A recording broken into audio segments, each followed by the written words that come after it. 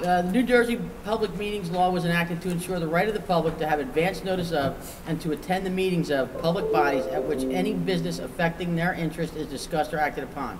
In accordance with the provisions of this act, the Belvidere Board of Education has caused notice of this meeting to be published by having the date, time, and place thereof posted with the Star Ledger and the Express Times and submitted to the town clerk of the town of Belvidere on December 4th, 2020. Due to COVID-19, masks will be required at this meeting when proper social distancing cannot be maintained. Board members will be able to participate in the meeting virtually via conference call, and the meeting will be live streamed for members of the public that do not wish to attend in person. Public not in attendance can email comments to be read during public participation to rtjalma@belvideresd.org. Public comment on agenda items needs to be received by 7 p.m. and have public participation number 1 in the subject line. Public comment that is not related to agenda items needs to be received by 7:20 p.m. and have public participation number 2 in the subject line of the email. I'm going to need a motion and a second for resolution pursuant to bylaw 9310 to suspend certain meeting procedures as described in the meeting and the notice of meeting, specifically to authorize board members to participate in the meeting virtually via conference call if desired. Can I get a motion and a second? Motion. Second. Okay. Time for the flag salute. All in favor? Oh, all in favor? Sorry. Aye. Aye. Opposed? Nay? Abstentions? No. Okay. I pledge allegiance to the flag of the United States of America and to the republic for which it stands, one nation, under God, indivisible, with liberty and justice for all. Okay. Roll call, Shell. Mr. Blum? Here. Mrs. Costantino? Here. Jonathan Lepeth? Here. Mrs. Duckworth? Here. Mr. LeVar? Here. Mrs. Pell? Here. Mrs. Scott? Here. Mr. Smith? Here. Mrs. Steffen? Here. Mr. Ty? Mrs. Williams? Here. Mr. White? Here. Okay, now, are we going to do public participation now, or are we going to hold that off till 7? Because we told them they had to have it until 7, and start with Kathy, and then go do that. Okay. So we're going to hold public participation off until 7 o'clock. And we're going to go through the 2 meetings that we have scheduled first. So the first one is Kathy Hellowell. She's from school board, and she's going to do a presentation for the board. Yes. You want to Yeah. angle? Yeah. I can't see it either. Okay, so I'm all the way back there. I'm up first, or? You're up first, Kathy. Okay, all right.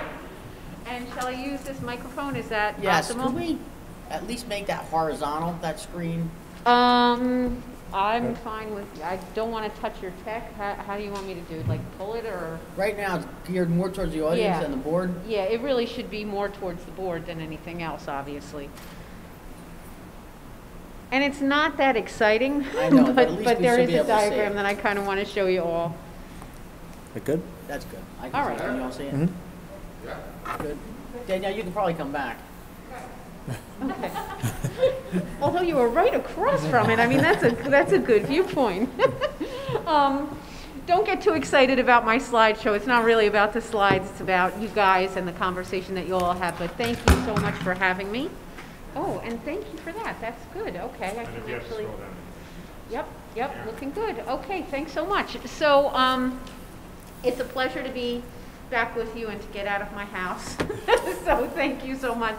And we have talked last time about a lot of different things that the board was doing to, just kind of move forward and perform your roles more effectively, which is terrific. And we kept talking about goals, right? And goals kept coming up. So that's what I'm going to talk to you about tonight.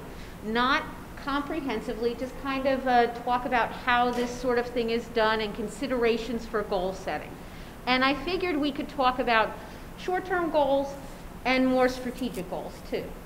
So before I start, I'm just wondering if there's anything that you all would need for me to address during the presentation, or if there are any questions that you have at the outset of our conversation. Anybody? No? All right, that's fine. So let's kind of move along. Here's the diagram that I wanted you guys to see. And I will send you all a copy of this, so you don't have to take pictures or take too many notes.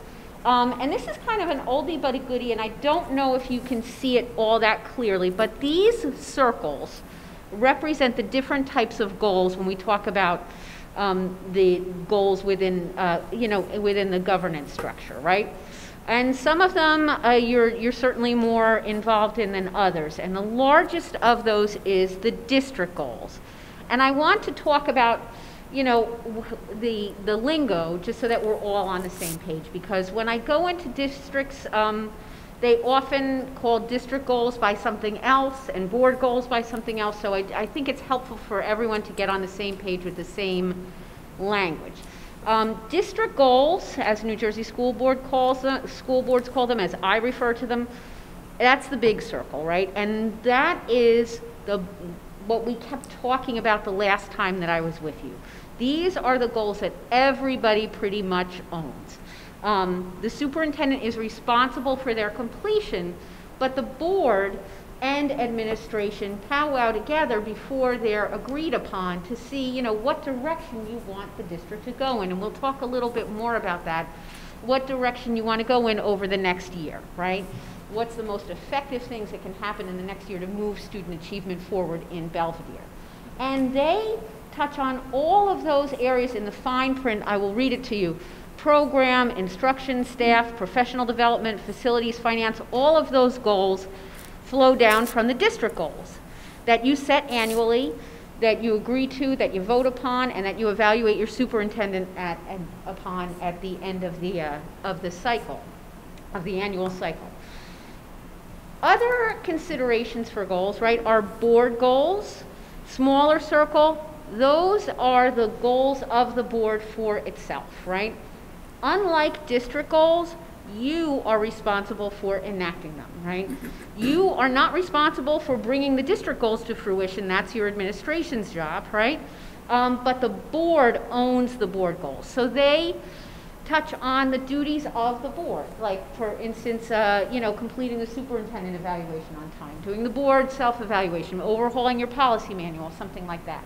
They are different from district goals. And I do know that sometimes districts call the district goals board goals. They are not. If they're talking about program or instruction or facilities or finance, those are district goals. If they're talking about the way you do your job and governance, that's a board goal, and that's a conversation the board has with itself. District goals, I don't know, I mean, are they statutorily required? You could argue it either way, but they are necessary, right, if you want to keep moving forward. We talked about that last time. Board goals are really very, very optional. A lot of boards do them, a lot of boards don't, right? So we don't always see board goals in different districts. CSA goals, smaller circle, okay, or superintendent goals. Those are a different ball game also, okay? Those are personal and professional goals for your superintendent. The board really doesn't have a say in forming these goals, but it's good for you to know that they are there. And they are derived typically from last year's evaluation. In code, and also if you use our process, our NJSBA online process, there's a part at the end there where the board indicates, the superintendent's strengths, and then there's language in there that's taken directly from code about areas for professional growth and development, if there are any. And if those boxes are checked off under the leadership standards that you evaluate your superintendent for, if there's some kind of area of focus or something like that the board would like the superintendent to be aware of, that's where those goals would come from, right? But that's not something that the board has to approve. It's not even really something that the board gets, oftentimes board members don't really become familiar with them. Those are personal, right? Those are for your superintendent. Merit goals are contractual. I don't really talk about those. That's between you and your superintendent. They are optional. Some districts have them, some don't. So those are the different types of goals and what distinguishes one from the other. And I am wondering if that is clear, if there's any questions on that, or if you have any thoughts on what I was just mentioning. All right. Okay. So my favorite of these, of course, are the district goals, right? Because that's what moves you forward academically, right? And like I mentioned, and I believe we touched on this last time we were together, these really should ideally arise out of conversations led by your superintendent, but the board's brought in on it. Typically, these things happen in early summer, right, or before the summer, so that, you know, you have the summer to kind of get ready for them, so that when September hits, you know, you're running for, everyone's all moving in the same direction by the time the kids get into school. And it's a really popular topic for summer retreats or goal-setting sessions. Now, when we have those conversations, these are the types of discussion points that come up. Like, what do we want to build upon? What are we doing really well here? What are we proud of, right? What are our strengths and recent achievements? What initiatives are in process and how are they going? What might not be going quite as well, right? What needs our increased focus in the district? And what are our greatest needs?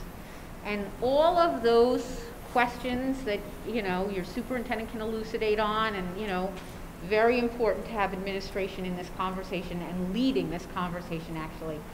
At the end of it, that last question on the slide is really what informs the conversation mostly, right? What can we do this year that would have the greatest impact on student achievement? And from that conversation, you come up with district goals for the year. Typically, you know, 3 or more, something like that. And there's different considerations for that you have in these conversations, right, or in these sessions. And that includes your mission statement, right, your vision statement if you have it, your past successes and your future challenges. But also, you have to consider data, right? Data, the data that your administration brings to you throughout the year. And that's something, you know, when you go to especially a lot of New Jersey school boards presentations, we talk about data.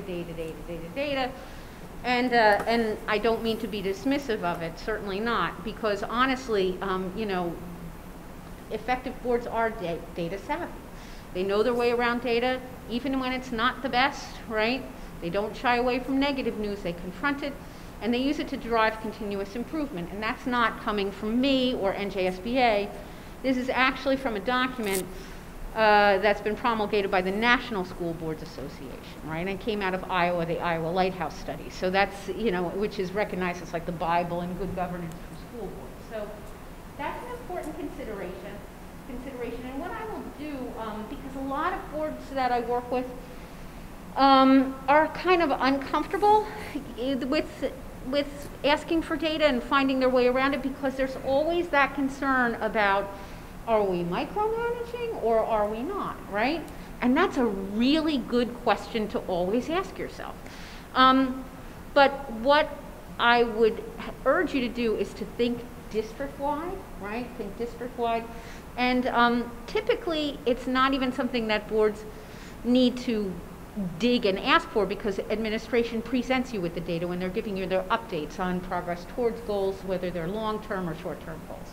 But don't feel shy to ask for it. So what I'll do is after tonight, I'm going to send you some information from our resource banks about asking for data and what's the proper data to kind of ask for, and what you should really start focusing on when you start to think about forming district goals. I don't think it'll be earth-shattering or especially revelatory, but I think it's a good resource to have. Also, from our conversation last time, I understand that you did engage in a goal-setting session in March, right? In February, March. So Chris was kind enough to provide me with the goals that you were discussing for apparently the next 18 months. Right? So that's, so this is what we have. They were titled superintendent goals. They look to me kind of like district goals. So, really, you know, it doesn't make them invalid or anything, but that would, when I say district goals, in your material, it's called superintendent goals. And Chris provided me with them, and you have 2 main goal areas, right? Academic improvement and the long-range facilities plan. And then Chris was kind enough to provide me with 10 areas of focus, which I've put on the slide. And Chris, if you wouldn't mind speaking to those, I think you probably would be better at it. I had sent this out to the board somewhere around middle of October, I think it was, just going through those. So number 1, standard-based report card. Obviously, this was our first go-around. We just sent them out K to 2, right, Chris? K to 2, with this first trimester that we just finished. So we have that in place, and then we're going to plan out the rest from 3 to 8, and then look at it in the high school down the road. So we feel good about that. For 2 and 3, we did bring in Lincoln at the beginning of the year. Jess and I have spent a lot of time reviewing the test data specific to Lincoln from the first go-around, plus what they've been able to upload. Our challenge has been, and we've gone back and forth on how to effectively present it to the board, because it's an overload of data, which is a good thing. But we want to make sure that, like, and I think in looking at those, and I looked at your presentation before, Kathy, the questions, you know, so how do we get that to the board so it's in an effective way? Because we're at the point where it's almost beyond individualized. We can look at every kid almost to standard at this point, which I think is just almost too much. So we're trying to figure that out. Jess and I have been talking probably in the January meeting, the true board meeting in January, not the reorganization, to be able to present our first go around of the data. Plus, at that point, the second round of Linkit testing will have been completed, and we'll be able to start to compare where we were and where we currently are. So we feel pretty good about that. So that was 2 and 3. Our RTI manual has been in place now. This is our second year in the process. For us this year specifically, we have approached all of our students to start as Tier 2 students, all students needing support, given that we were virtual for the 3 months at the end of the year last year. And we're starting to work our way out of that now, as we've really been able to evaluate the students, again, between the Linkit data, between the INRS meetings, between the RTI meetings, knowing where our students are. So we're into that second year of the 3 to 5 year process. And when we wrote these goals was pre-COVID, so it's probably more of a 5-year process now than it was a 3-year process. The re-release of the strategic plan, we have not done that yet. And then again, I know at the November meeting, when you presented that, the idea of redoing the strategic plan came up. So depending on where we are with that in the process. We've been reviewing the schedules for the elementary and the high school.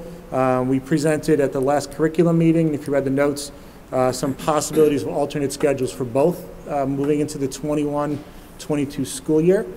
The checklist concept was something we were working on with pre-K to 8 and in the high school, but more focused on pre-K to 8. We sort of hit the COVID speed bump, but then we brought it back again after we were able to look at some of the data with Linkit. So we're going to be working with we already actually started to back to the beginning of December. So basically 10 things that the students should be learning as they exit a class. And we're now matching that up to what the Linkit data shows those skills should be by grade, which was really good. We had our first meeting with the elementary school math teachers. I think that was 2 weeks ago now. So we're going to continue to do that. Number 8 is Rubicon Atlas. That was our curriculum basis for our high school. One of the biggest complaints consistently over the last here 10 years plus was not being able to find the high school curriculum anywhere. So Dr. Lazara worked with Rubicon Atlas specifically. It is all up online. And now that leads into number 9, which is our 5-year curriculum writing plan. We are currently in the first year of that, and Ms. McKinney is working with high school English, and then we're going to be working with the English departments across the board as the first group to rewrite curriculum, but the plan is in place, so every 5 years it'll get rewritten. And then last one is recognition of student achievement. That's something we wanted to do at board meetings, but given the COVID situation, we really haven't been able to pull that off effectively. We hope when we get back to a more normal situation, we'll be able to do that. Right. Okay. No, thank you very much for that comprehensive report out. I'm wondering if board members have any comments or anything to add or ask at this point.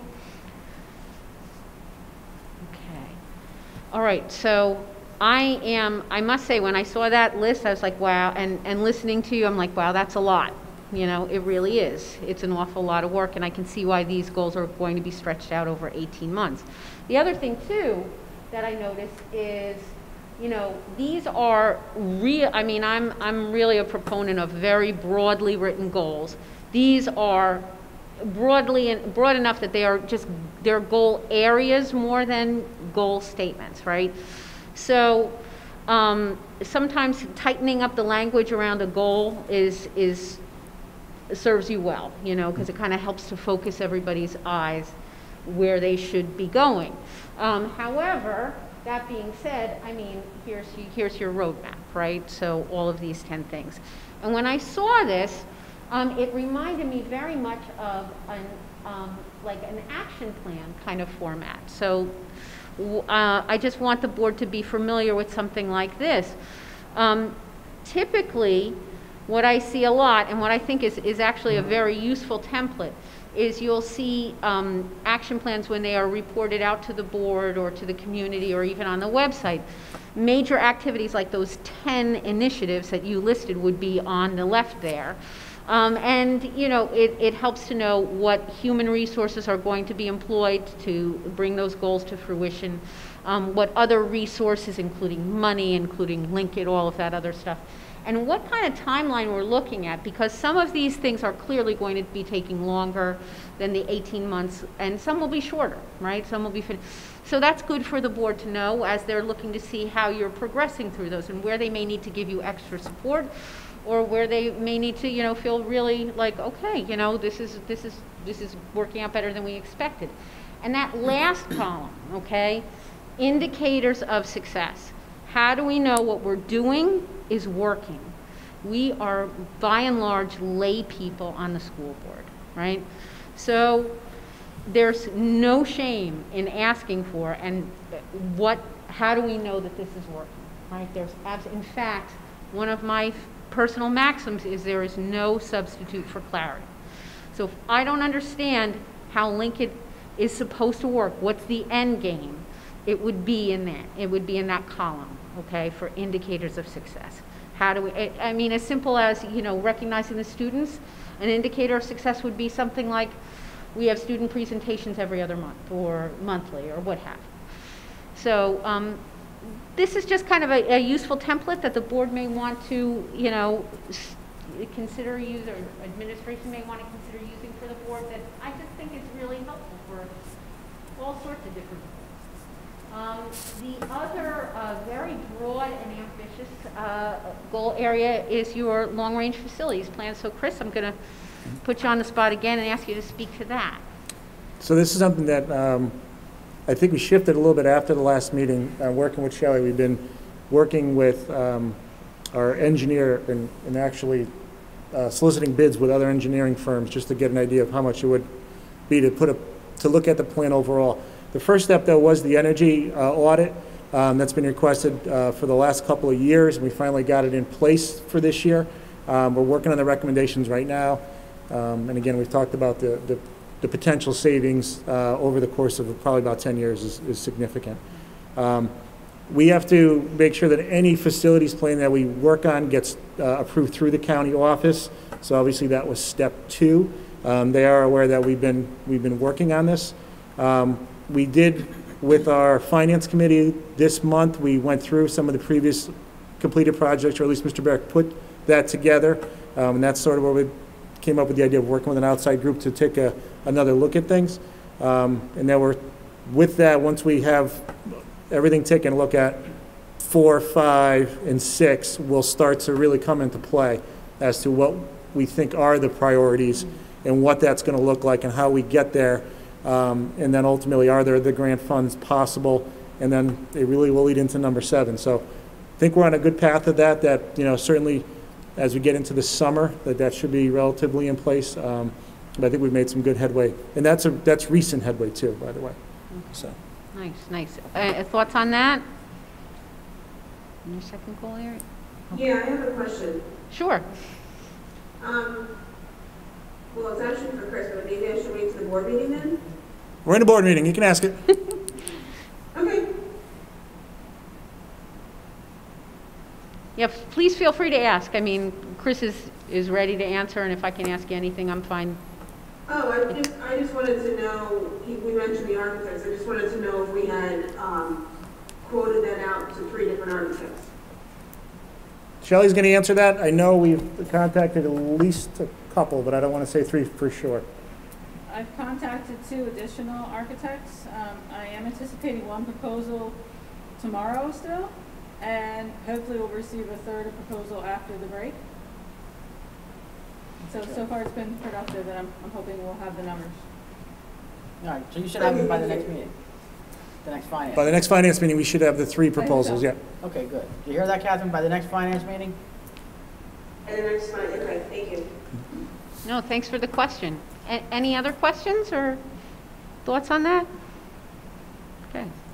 It's a lot of work, you know, it's an awful lot. And, you know, the board is going to be gearing up sooner than we think to do the annual evaluation, right? Mm-hmm. So I think it would kind of help you all to, you know, when you're doing your next update on this, is to kind of determine what areas you're going to focus on for your annual evaluation. And I think that that's where this particular, like that timeline column is going to be really critical when you're talking about goals that have more than 1 year of a lifespan. You know, so just, and it's fine, you know, however you guys do it, whatever works for you is what works for you.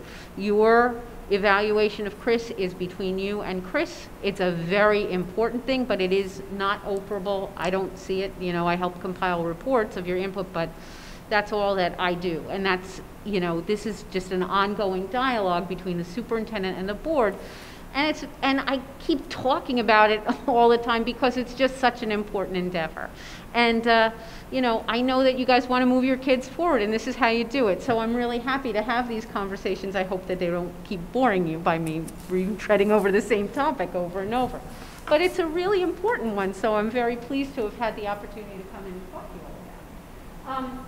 And then, you know, when these goals expire, or what I might recommend is that when you meet in the summer, or, you know, early summer or midsummer, maybe refining what's still on the table into other, you know, into goals for the upcoming school year, right? Depending on how you want to do it. Again, it's conversation-based, very participatory. And then you'll adopt these goals formally on a board agenda. I don't know if that's been your practice. But they typically, you kind of agree on what the language is going to be at one meeting, and then at the next meeting they show up on the agenda and the board votes on it. And then after that, you develop your action plans, Chris, which probably look an awful lot like either the graph that I showed you or the checklist that you gave, or however, you know, whatever works for you. And you review them with the board, just kind of, but the board doesn't contribute to the action plans. We don't write them. We don't, you know, try to, you know, put other things in there. It's just something that you need to know. It's just, that's the how part, right? And then throughout the year, you can expect updates. And that should be in a mutually agreed upon timetable. Some boards do it quarterly. Some do them, you know, 3 times a year. It depends. Whatever works best for the district is what you will do. As long as you know when they're coming, and you can expect them, and you know what kind of format it's going to be in. And that should be done at a public meeting, because it's not really, I mean, the school's the heart of the community, really. The school district really is. So it behooves the community to know how you're progressing on these district goals also. And it can be a real, you know, I mean, honestly, I think it's really valuable to have these conversations in public, because, especially in the districts that I serve, because resources are very, very tight. And I think that for the public to see the way we are trying to use the limited resources that we have to enact our vision for the kids in Belvidere or whatever school district I'm serving, I think it's really valuable. It's kind of a reality check, you know. It can be very sobering, but I think, you know, the good work that you do needs to be vetted in front of the public. They need to know. They need to know this is not easy. If you were to do board goals, I mean, board goals are a lot easier to enact because the circle's smaller, they touch on less areas, but it's basically about, you know, improving your governance skills, right? And you all took the step of doing the board self-evaluation. We had a really long talk about that. So, I mean, you could use that data that we went over to enact board goals if you wanted to. There's no time when you need to do that. Some boards I work with, because of the nature of board service, goes from calendar year to calendar year, do that in January. Some do them in the summertime after they set district goals. So, you know, that's kind of up to you. And some boards I work with don't have board goals at all, which is fine. You know, I mean, honestly, it's an individual call. I like board goals, but I will tell you this, what I don't like about board goals is and I do love all the boards I serve, they're great people. But a lot of times I'll come in, we'll do the board goal conversation, blah, blah, blah. We talk about it for like 45 minutes. We get 3 or 4 board goals down. And then I come in the next year and I say, how did you do with them? And they never really do them. And the reason why is because we don't do those action plans for our own board goals because we get really busy and there's other things on the agenda. And that's not a cardinal sin. But if you're going to do board goals, I think it's a really good idea to do the action plan too, and to just keep kind of, checking your progress on it. Sometimes that happens organically, but sometimes it does not. And tellingly, when you do the board self-evaluation, the way it's written now, and we're going to hopefully be revamping it at NJSBA, you don't even have a part to type in your board goals and evaluate how you did on it. So it's really, sometimes they dissolve. and just keep that in mind. It's not a terrible thing, but if you're going to put the time in to write them, you'll probably want a mechanism in there to keep them alive, right? To have them be actually used. And then you follow the same steps that you would with district goals. They're on an agenda, you approve them formally, blah, blah, blah. And putting district goals and board goals on your website, I think, is a really great idea. I think we talked about that before. And even putting them on agendas is a great idea too, because it always keeps your mind on, your mind's eye on why you're here, what you're working towards this year, and it's really, it's kind of easy to match, well, maybe not easy, but it's easier to match the agenda items that you have voted on, discussed that evening with the goals that you've, and you know that you're doing good work, honestly. This I'll send you, it's kind of the board governance cycle on how, a suggested timetable for boards based on due dates too. And, you mentioned that you got the superintendent evaluation done on time great last year, which will happen this year again, which is wonderful. And so from there, you lead right into goal setting. You lead right into, in May, June, or July, something like that. Action plans are developed over the next couple of months, reporting out throughout the year. And then the superintendent evaluation process begins with Chris self-evaluating, then the board contributing, and then everybody, 2 or 3 meetings, that part. And then it starts all over again. So I'll send you this for your reference too, but it's nothing that you don't know. But I also wanted to talk to you all about strategic planning, which is something that came up during our conversation about the board self-evaluation. And strategic plans are different from annual goals because they are more long range, right? It's a document that has a lifespan typically of 3 to 5 years. And from that, once you have a strategic plan, and you've worked with them before in Belvidere apparently, that's where the district goals should be coming from first and foremost. You've got the roadmap, right? So all your district goals can be plucked out of the strategic plan. But I'm wondering, before I start yapping about the strategic plan, are there questions about strategic planning or something, I know that some board members likely probably didn't participate in the strategic planning process that has just matured because it was a while ago. Maybe some have. Any thoughts on this or questions? How did we do it last time? So we put a committee together. We were going back and forth about whether to use school boards or an outside agency. We decided to do it in-house. So basically ran it with input from the administration. Quick version was we put polls together for the staff, students, and parents, which was obviously the hardest part of getting the information.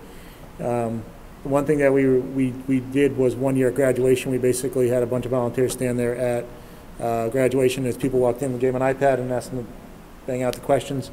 We took all that data, we split up into, I think it was 5 different groups. Security, academics, a few other ones. Oh, okay, goal areas, I guess, right? Goal areas, and we just kind of broke down the data, looked for the strengths, looked for the weaknesses, and then wrote a plan off of that. We did revise our vision statement and our mission statement based off of that.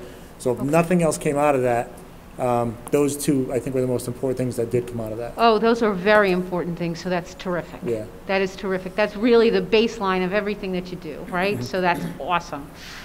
That does sound like an awful lot of work. And I will tell you, though, if you're going to have a strategic plan, there's a whole bunch of different ways to do it. But, if you're going to have one that's actually going to be a living document, it does require a certain amount of work. It's not something that should be done, in my humble opinion, in 1 or 2 meetings, right? 3, you know, it depends, and they need to be kind of structured.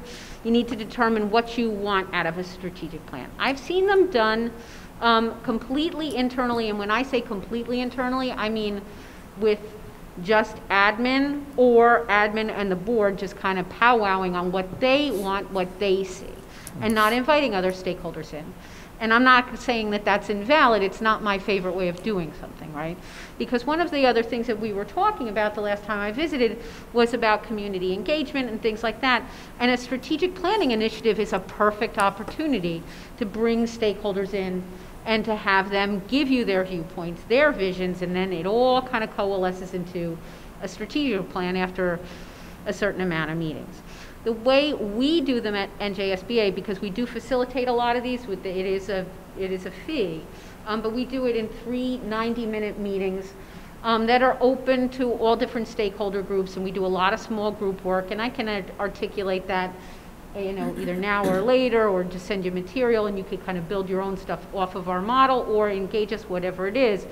But I think what's most important and most significant about that type of strategic plan is the interaction between the different stakeholders in small groups, so that you have parents also sitting next to administrators, sitting next to teachers, sitting next to board members in the same small group having these discussions, so that the viewpoints are, you know, are examined throughout the process. And I like that an awful lot. So I would urge you guys to consider something like that.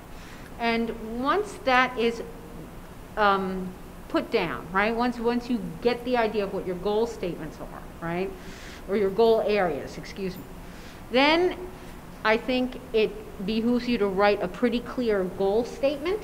And when we do the process, the small groups write the goal statements. It's pretty good. And then maybe some objectives that would help to fortify those goal statements. And again, they do need to be written broadly, because this document's going to, no matter how you do it, this is going to last at least 3 years, and God knows what things are going to look like in 3 years. You have to leave it broad, honestly. But it's going to be different than other districts because it's yours, right? So broad, but that doesn't mean not unique to Belvidere. It should be unique to Belvidere. And from there, once that document is created, then I believe the board should approve it formally. You should have a copy of it on your dais when you meet, just to remind yourself that it exists, and revisit it annually. And your district goals, as I mentioned, are going to come out of your strategic plan. And from there, all of these other things flow. You know, your administrator's goals, your building goals, your department goals, all that other stuff. And at the bottom line, it gets you to where you need to be student achievement-wise, which is something that I know this board values. It was very gratifying to have that conversation with you the last time I came in, and to realize that, you know, you're all here for the right reasons. You all want to advance achievement in your district for your students. And I think that a strategic plan gives you a really valuable roadmap that's unique to your district to help you do just that. So I'm wondering if there's any other questions about strategic planning. I have a question. Yes. Since we're doing a lot of catch-up work, and this is the first year of setting goals, how many years does it take to actually reap the benefits? How many years does it take to reap the benefits of having a strategic plan, I suppose? And setting all the goals and putting them in, you know, when will we really see, once we put everything into place, when will we really see the results? And this, being that this is the first year. That's actually a great question. And I will tell you this, it depends, right? It depends on your goals, it depends on your resources, it depends on your leadership. And I'm not sure, Catherine, if you were able to see the template for an action plan, but one of the columns on the action plan is the estimated timeline for achieving it, right? So annual goals should be achieved annually. Strategic planning goals, ideally, they should be achieved sometime within the life of that strategic plan. So if it's a 3-year plan, within the 3 years. If it's a 5-year plan, within the 5 years. Now, again, the strategic plan goals should be written very broadly, because you do need some kind of flexibility. I am sure that you have served and have noticed that state aid, for instance, I mean, there have been a few years where the cuts have been very drastic, and on occasion unexpectedly drastic, and that requires some, my least favorite word, but pivoting, right? Flexibility, something like that. So it's hard to say exactly when. I don't think anyone can give you an exact timetable on when a goal will be achieved, but an estimate should be able to be determined by administration, by the board, you know, kind of taking into consideration your resources and other factors that present themselves. I mean, my God, you know, I mean, COVID, right? I mean, that has derailed so many different aspects of district goals and goal setting that we really couldn't. So that's a perfect example of something that makes us hit the pause button, focus on, the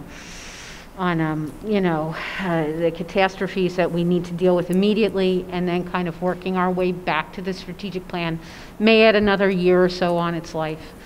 Does that make sense to you? Did I explain that okay, or am I missing your point? I just want to make sure that I'm clear. It was okay, thank you. Oh, you're welcome. Thank you. Other questions or anything? I mean, Chris, do you have any thoughts on that? I mean, you have experience with strategic planning here, so. You know, I understand what she's saying. I think it's hard to put a true time frame on it.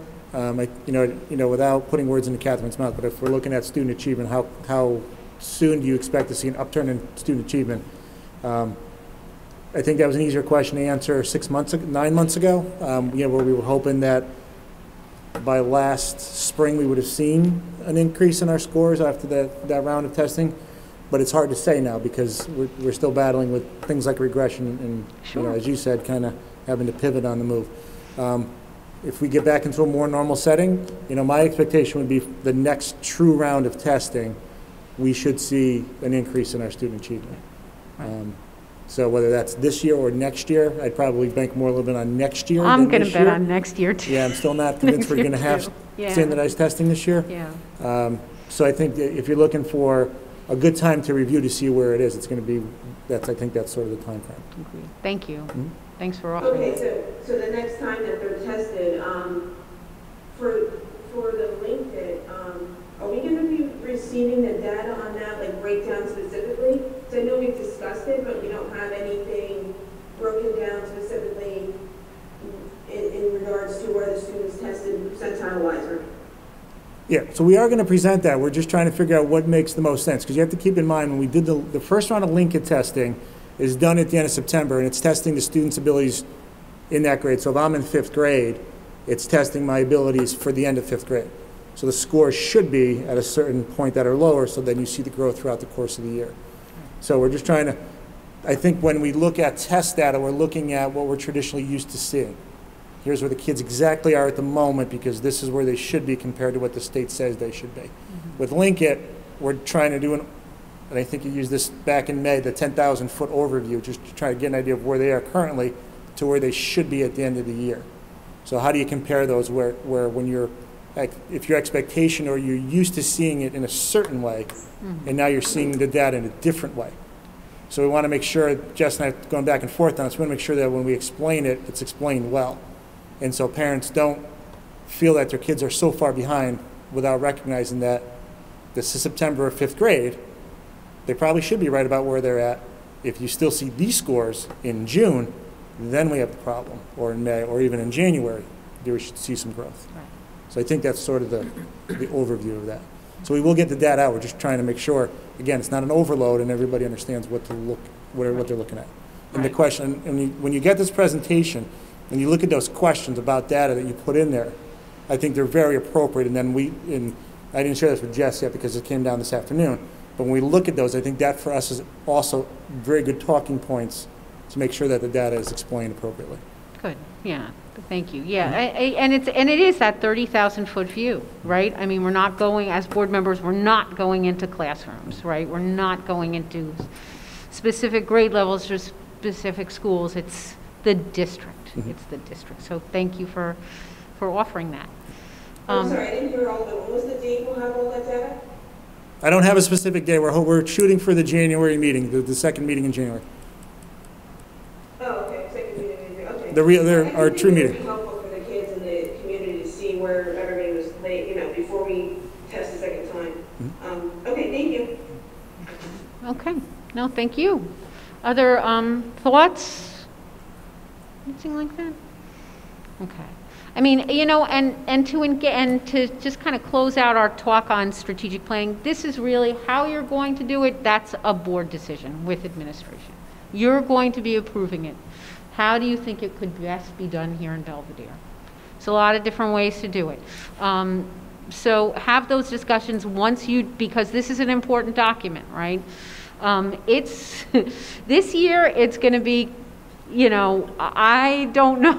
I don't know. This is a heck of a year to try to think about. There are districts that are doing it. We're actually going to try to do some online ones. I'm not sure what those are going to look like. I'm looking forward to seeing it.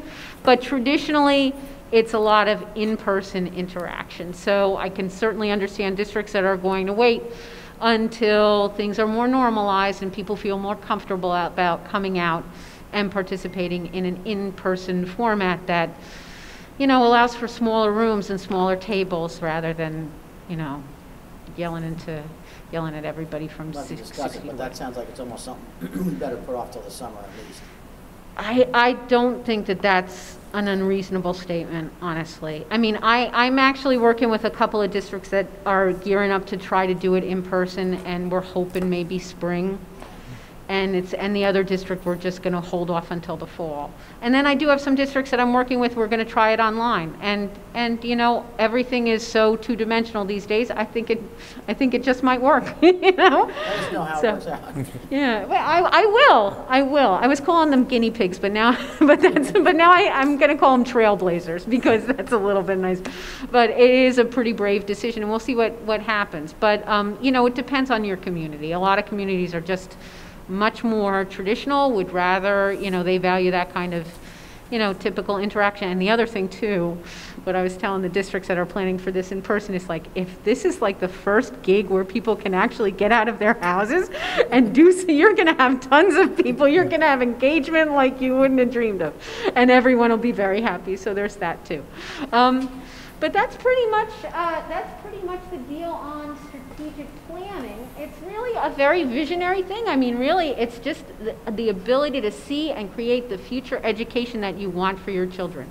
So no matter when you're doing it, you know, whichever of these goals you're participating in writing, whether it's the long-term goals or the annual goals or the board goals, really, your vision should be encapsulated in that. It should be a good feeling when you walk out of those sessions, right? I mean, I know I sound very idealistic and all that, but I truly do think that the goal-setting sessions and the goal-setting initiatives, whether they're long-term or short-term, that's really the best part of board service, in my humble opinion. And, you know, when everybody pulls their weight and moves together, it's just a beautiful thing. But it's not easy, especially now, so you know, I just really do have to, especially I think it's a real appropriate time to do it at the end of a very long and trying year. And, you know, in January, it's not going to look much different than December. Your work is still going to be arduous and difficult. But I thank you guys for your dedication and for your wanting to move forward in the best way possible for your kids. As unpaid elected officials, kudos, honestly. And joining online too, you know, making the time for another online meeting. It's hard work, and I commend you for it. And thank you very much for allowing me to help you if I can be of a resource in anything, any of this or anything else, any kind of way to help promote good governance. I'm here for you. And I'm just wondering if you have any other questions for me. I'd be happy to answer them now or later. All right. Okay. Thank you. Thanks you very Kathy. much. And sorry Thanks, about Sue. my back. Thanks for all your information. Thanks for all your help you've given us all year long. Oh, my Which pleasure. has been a lot, starting with the superintendent evaluation, to the board evaluation, to so many things. You got it. I'm your girl. Okay. And there'll be more coming, just so you know. I will appreciate that, believe me. And Merry Christmas, Happy Holidays, Happy too. New Year to everybody, okay? Stay safe. Thank you. All right, so Strauss Esme ready? That's our next one. Jamie's waiting, nothing.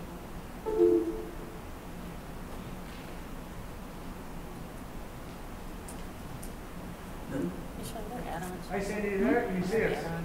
I can see you. Can you see me? No, we just see your name. No, I think we got sidetracked on something else. What's this? All right, and my assistant Laura here helping me because this is my video. Okay.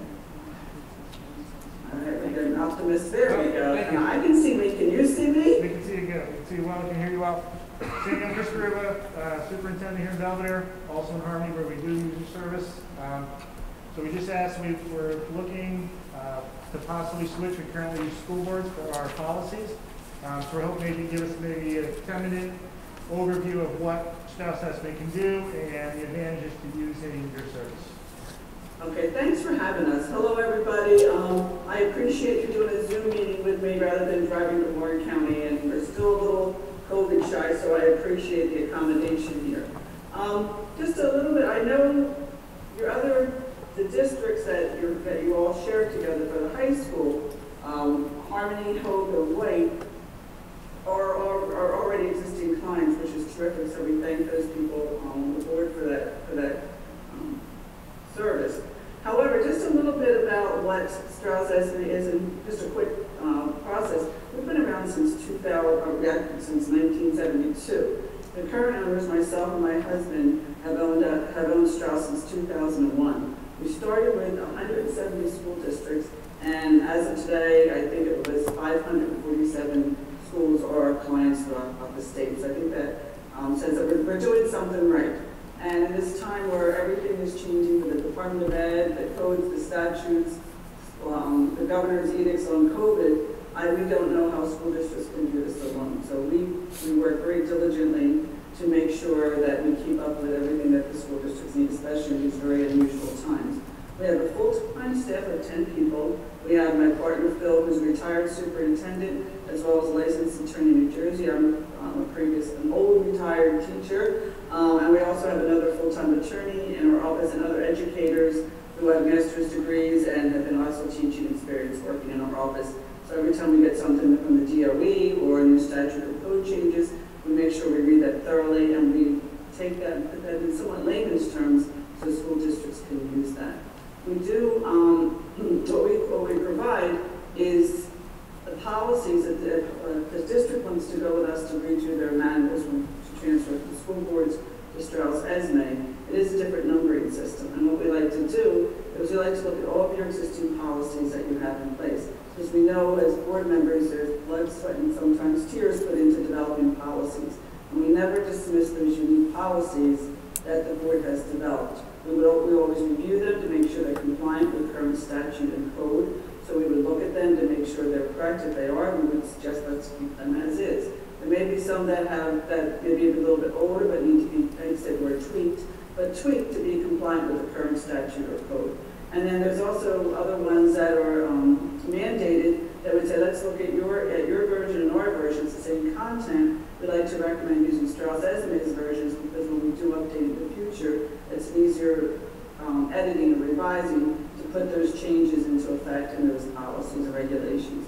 We also like to look at, before we develop the manual, your parent, student, teacher handbooks, because often when the policy manuals may not be as strong as you like, what's happening in the schools is actually in writing in those handbooks. So we can review those handbooks and make sure anything that has a policy implication, we would like to review and make sure they're consistent with the policy, or the policy is consistent with the handbook one way or the other. And we also look at negotiated agreements for the same thing. Teachers, bus drivers, custodians, whoever, we want to make sure if there's something in those contracts that it's consistent with policy, or maybe not consistent with policy. So we would make sure there's adjustments, that we make recommendations for the CBA to be adjusted in the future. For example, we went to a district one time, they had a policy on sabbatical leave, yet we did not see anything in the contract regarding sabbatical leave, and the superintendent said, oh my gosh, we got that out 3 contracts ago. That policy is no longer applicable. Let's make sure, the board abolishes that. So we kind of do an overall review of everything that's in writing with the policy implication. We go through that process, then back in the old days in 2019, We would come and spend a day in the district, typically the superintendent, the business administrator, we always say whoever else would like to attend that meeting. Sometimes principals come, sometimes board members like to attend. We review all those documents and that information, the policy applications, saying is this still current? Do we need to go through this? We also offer some supplemental policies that aren't necessarily mandated by the Department of Ed, but we know in previous court cases, they've the first thing the judge would say, do you have a policy on X, Y, or Z?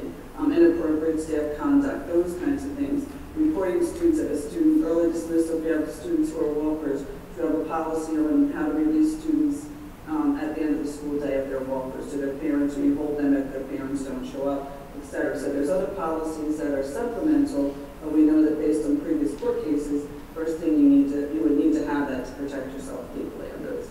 We go through that process, develop a draft manual, send it back to the district for review. Any reviews or revisions or changes, it's sent back to us.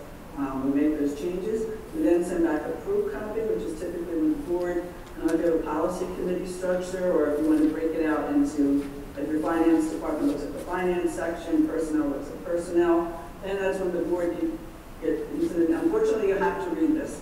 So we recommend however works for you, however your board works best. We don't want to tell you, give you recommendations based on our history with other districts, but the board would then review, make subsequent policy changes and revisions, send them back to us when we send you your plan. I'm trying to go fast, I know your time's valuable. Then we send back to the board with adopt the manual.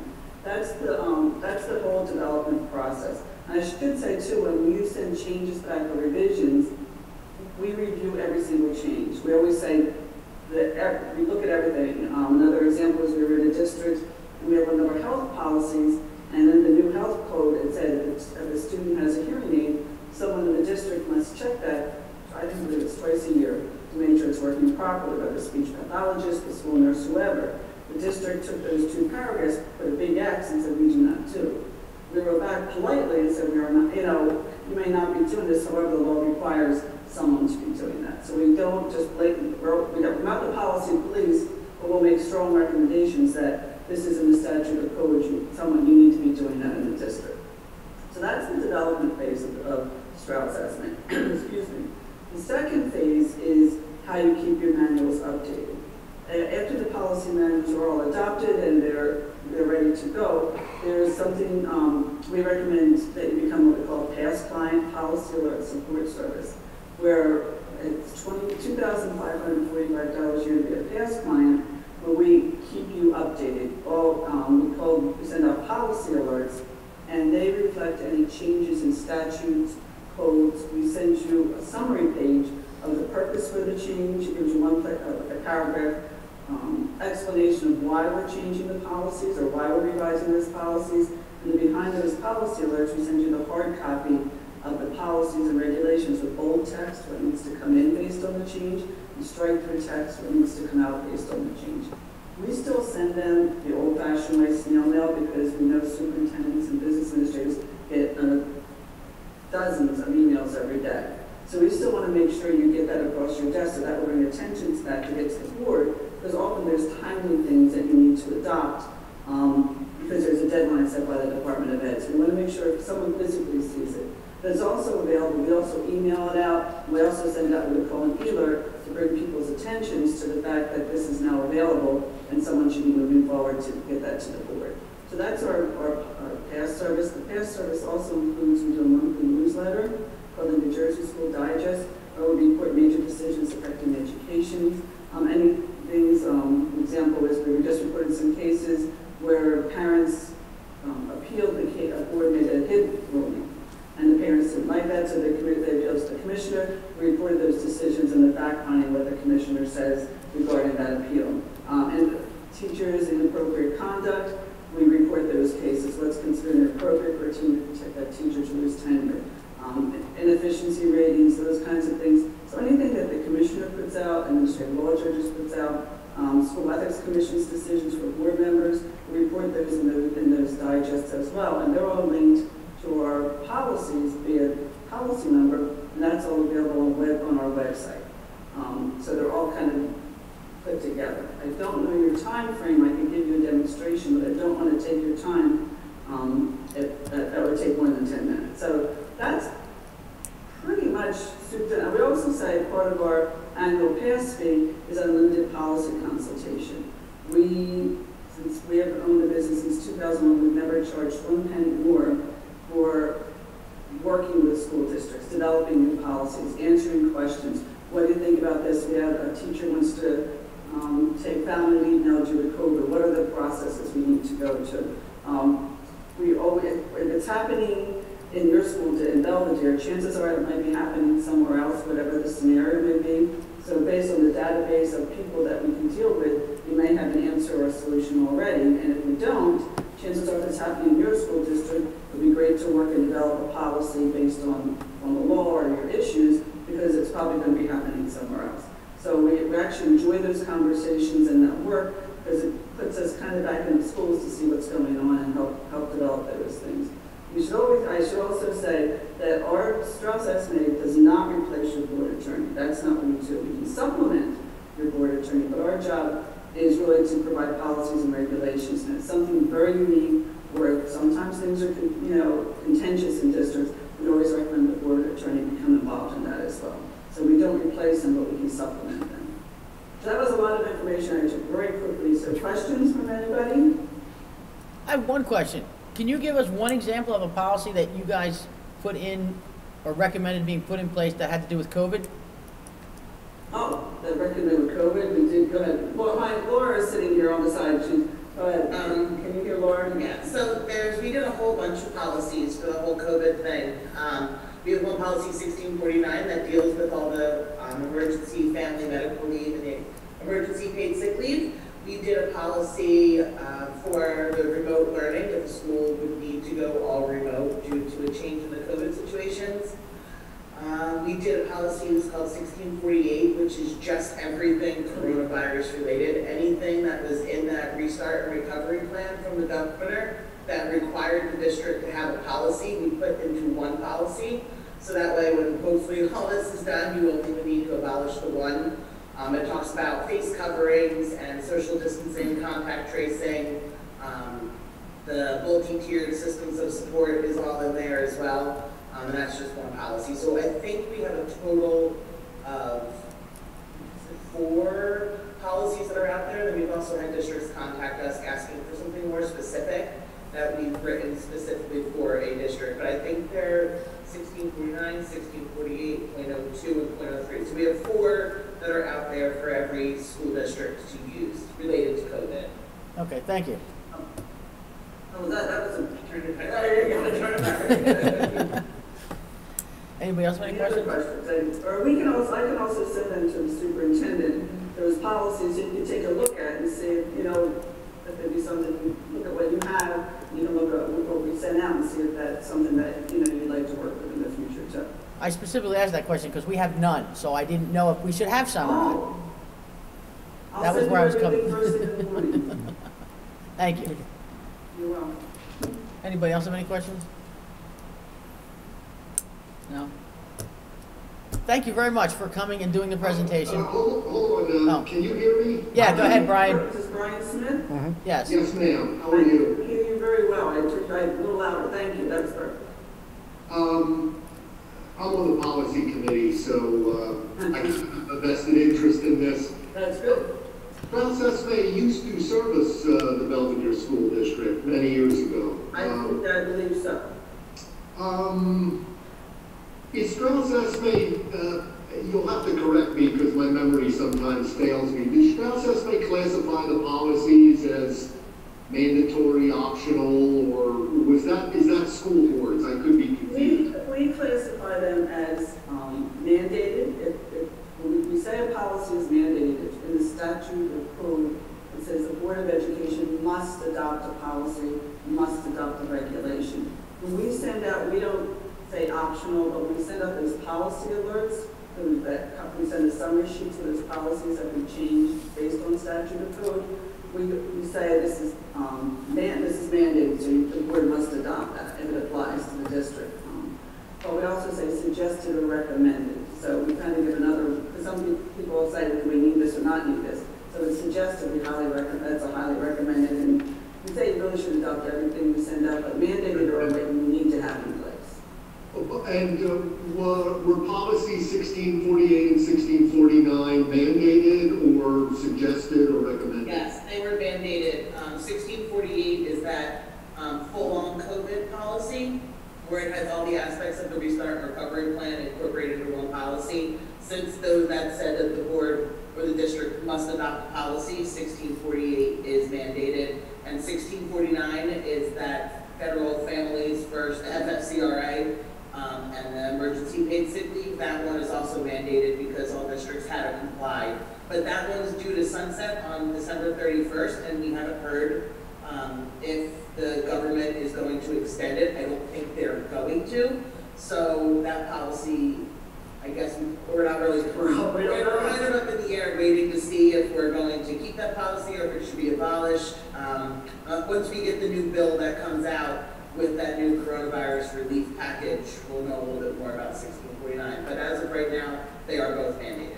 And were they mandated as a result of the Department of Education saying they're mandated, or did your firm determine it was mandated? No, we don't necessarily say anything is mandated. It's usually coming from in the statute or code where it says the board must adopt a policy. And I know there really is no statute or code for any of this COVID-19 thing. But it does say in that, there's a guidance, that restart recovery plan that the governor put out. And the Department of Ed put out, and in that it does say, I think there's 6 or 7 sections in that giant 100 and however many page document that it is. I think it's 104. And in there it mentions in 6 or 7 specific places that you must have a policy. The board, and one of them that's just coming to my head is that face coverings. And then they put out more guidance. Originally they said you can only wear face coverings if you can't social distance, and then it became mandated that everybody has to wear face coverings regardless of your social distancing. So we just follow the guidance that's coming out, but it's only mandated for that COVID stuff if it says in that you must adopt the policy, and those did say you have to adopt the policy. Okay, thank you. You're welcome. Anybody else have any questions? Anybody else? Well, I don't know if you have time for a demonstration of our website, but if not, we can do that another time to discuss. That would be up to the board. What do you guys want to do?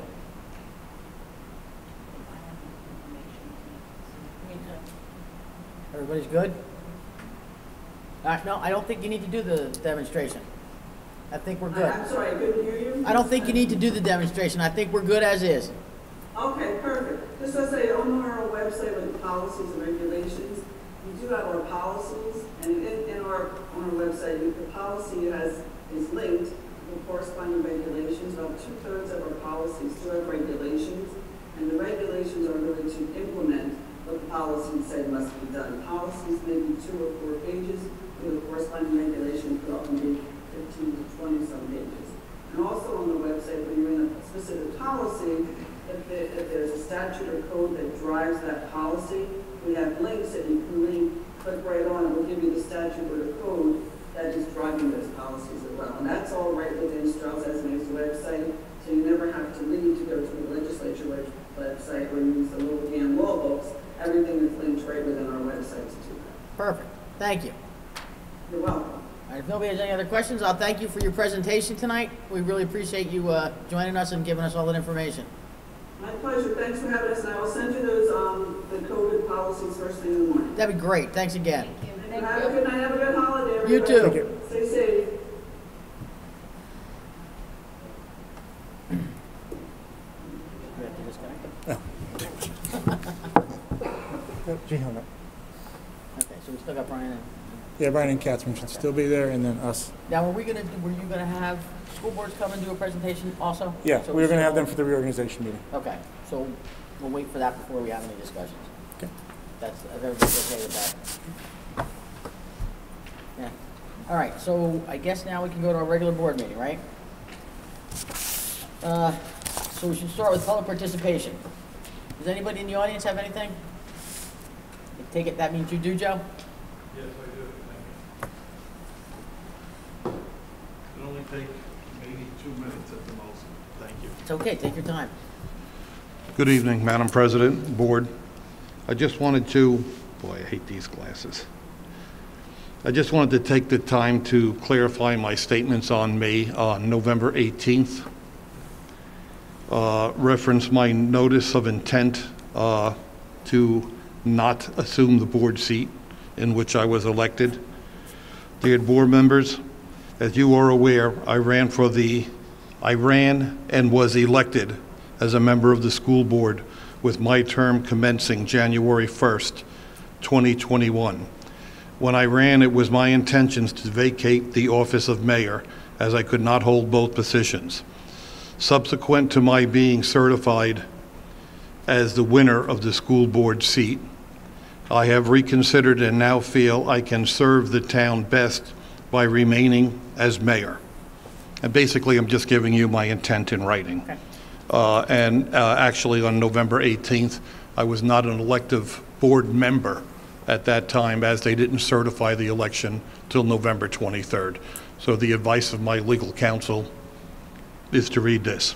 I understand that the board may attempt to retire into executive session to discuss the potential filling of the vacant seat at this evening's meeting. It is my understanding that it is not permitted under applicable school law as appropriate topic for executive session and would object to those grounds. I would further object since the vacancy has not yet occurred, and in fact, the seat is currently occupied by Mr. Blum. I have been advised by council that the seat can be filled by the majority of the remaining members of the school board when it becomes vacant in January, pursuant to the vacancy statute, New Jersey Stat 18A:12-15F. Any member of appointed service until the next annual election in November. I strongly encourage the Board of Education to completely be transparent in its consideration of the vacant seat, and that all discussions with respect to the same be conducted in public, as I believe is required by law. And I do have a copy for everybody here. So thank you, just to clarify that. My seat is available after January 1st. In reference to the agenda on page 4, item number 11, fourth item down, 12/9/20, Mr. Blum, School Law Forum. Is this a forum in which he's already gone to on 12/9? We don't answer on public participation, Joe. You just ask your question. Okay, all right, that's fine. I appreciate that, and I do get that. I hope he did, because that makes me feel very comfortable that the school district is spending funds to retain Mr. Blum in the seat that he's more than appropriate to get. Thank you very much, and kudos for bringing in Strauss-Tetzi. I think that's a great consideration by the school district. Thank you. Thanks, Joe. Anybody else for public participation from the audience? No? Michelle, you have anything? Any emails? I don't. None? Okay, so I guess we'll move along. Can I get a motion and a second for policy agendas 1 and 2? No addition there? Both second readings, motion and a second? Oh, crap, correspondence, sorry, I forgot. So I have 2 questions. So, first, the board seat, the decision on how that was going to proceed. So at the time that decision was made, we had about 85 days to make the decision on how that seat was going to be filled. I've had 2 attorneys look at the statute and at the policy. There's a lot of ambiguity there that would have allowed that position to be filled in different ways. In fact, the board attorney said, I know that some county superintendents may have handled this differently. Can you tell me what the rush was to present that to the county superintendent rather than come to the board meeting and have the board members vote, or at least discuss how that position was going to be filled before a decision was made? Our attorney's in the back. Why don't we bring him up and have him answer the question? Come on up, John, if you don't mind.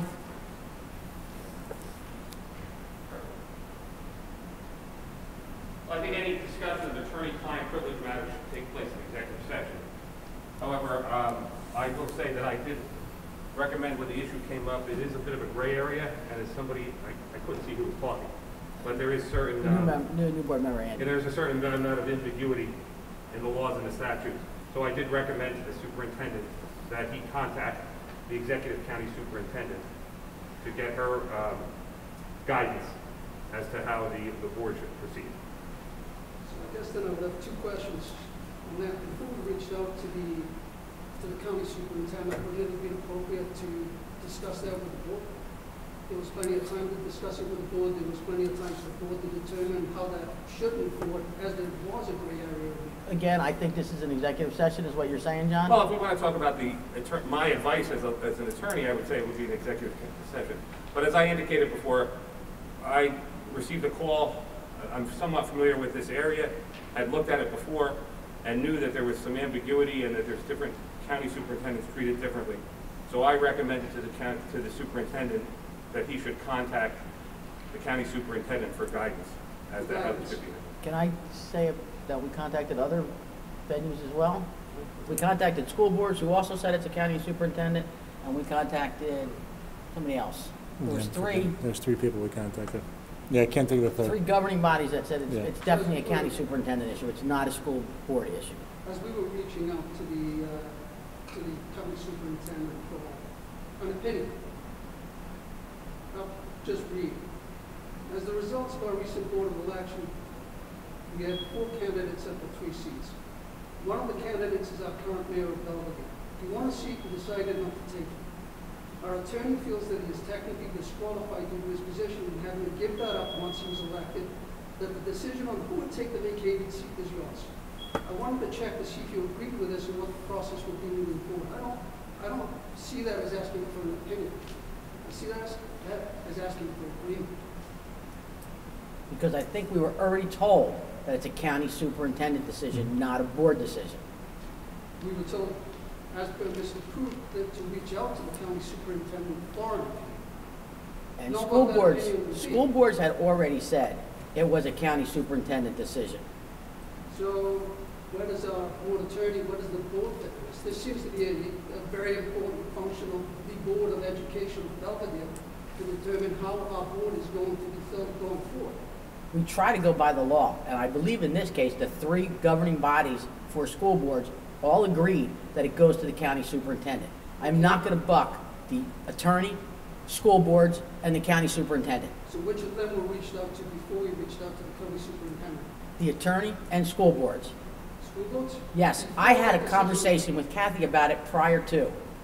So, again, I'll ask why it wasn't discussed with the board.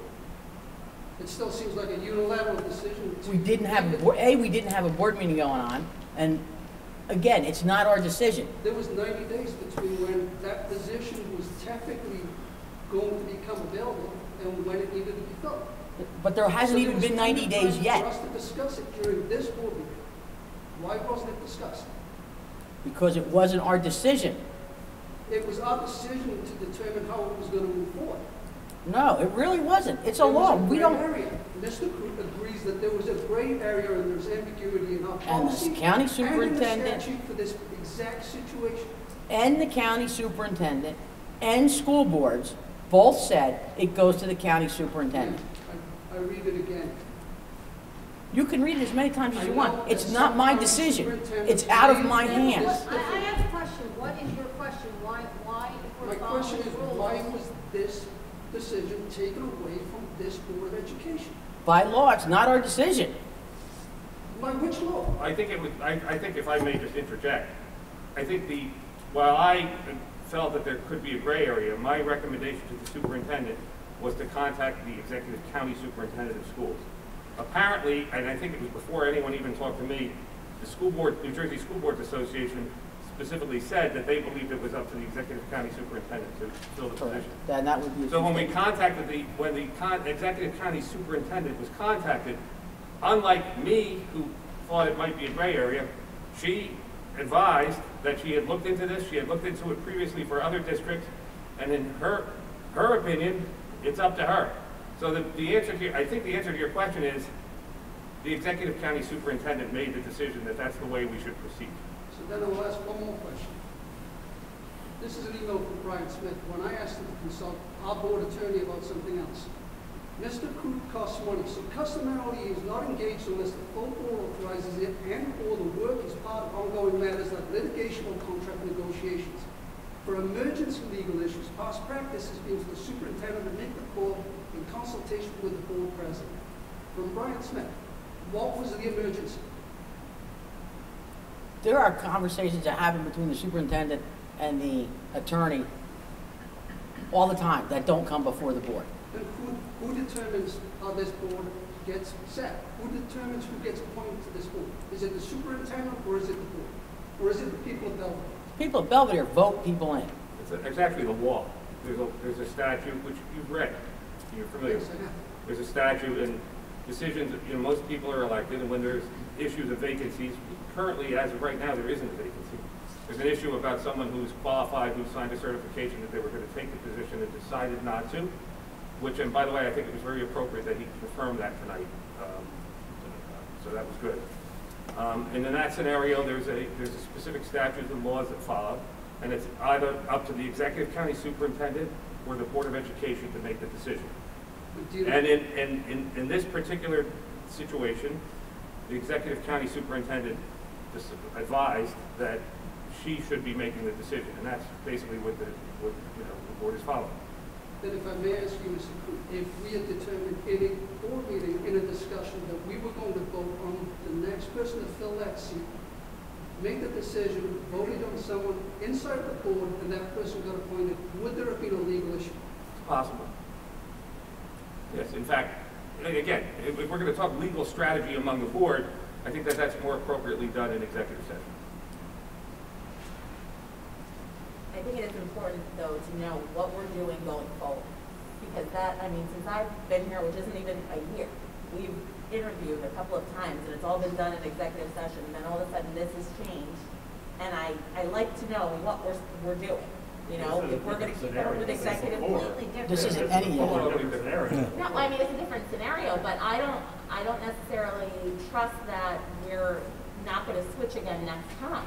Per the policy, if somebody were to resign and we have a vacancy, that's one set of rules. Per our policy, if they don't show up to take their appointed seat on January 1st, that's a whole different set of rules. And they're in our policy as they exist right now. Policy we're going to discuss tonight. That is a whole different set of rules if the person is unqualified.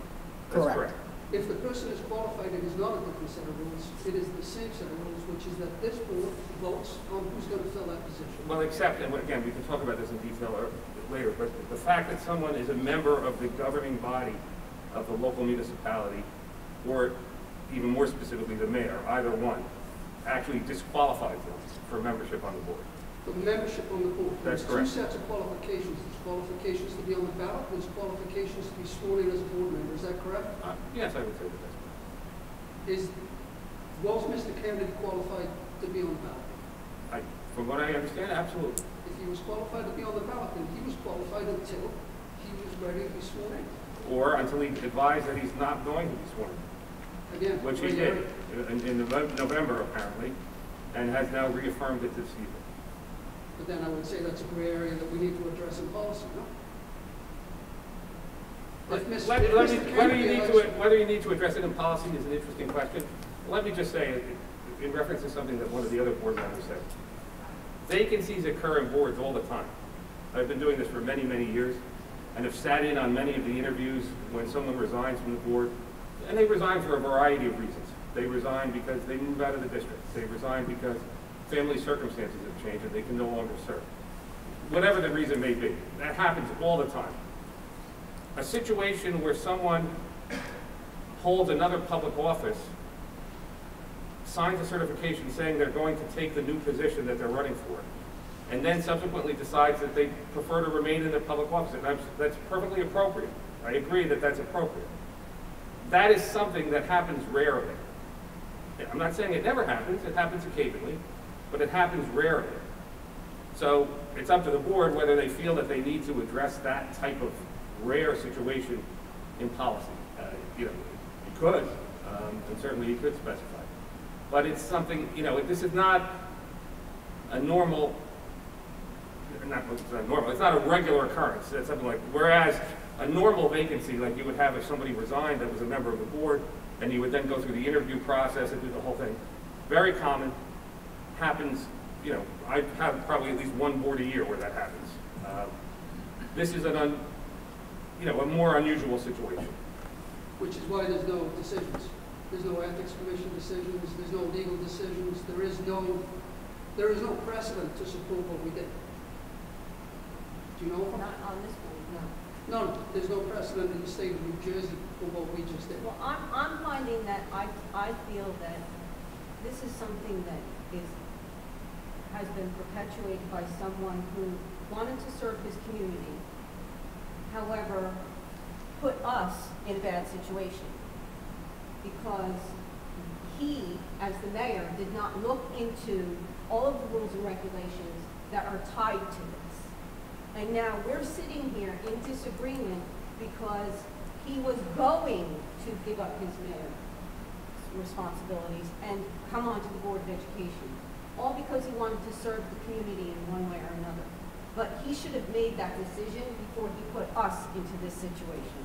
And I do not approve that the way he spoke to us. We are not an old boys club.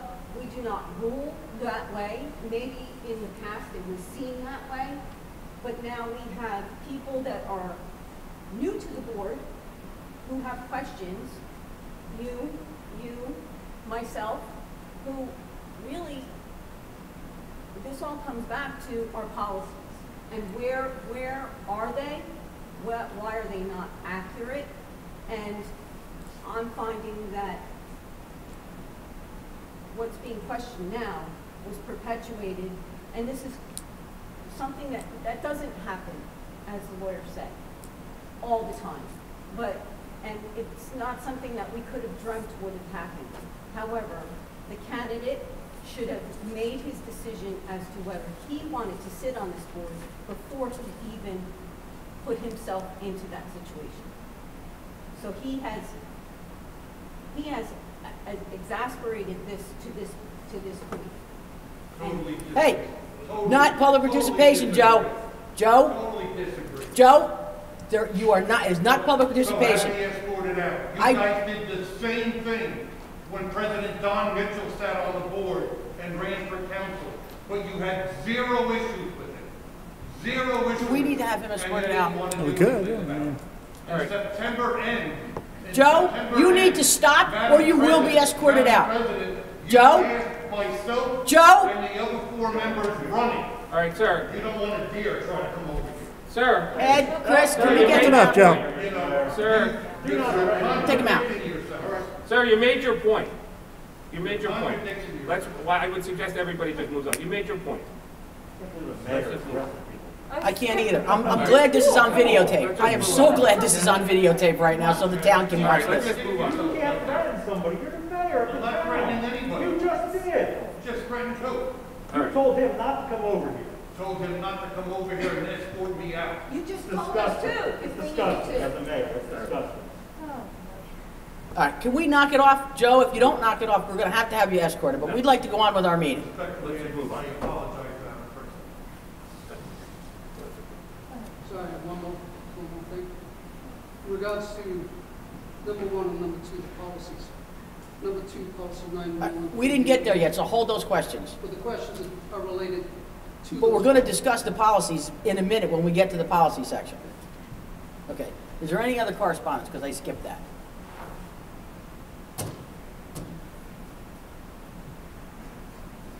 You sent a letter, did you want to, or you want to? I do want to.